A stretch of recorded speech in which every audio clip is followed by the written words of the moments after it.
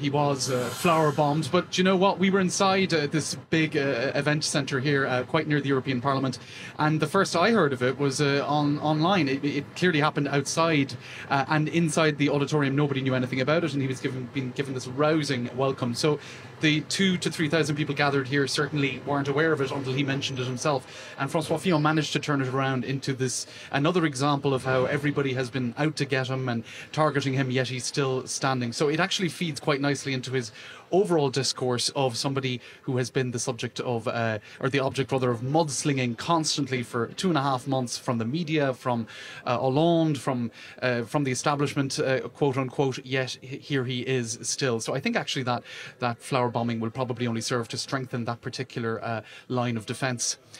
So it was his usual stump speech, Laura. Apart from that, very much talking about removing red tape from the French economy. He keeps repeating at every single speech that within 5 years he wants to see full employment in France, and within 10 years he wants France to be the top economy in Europe.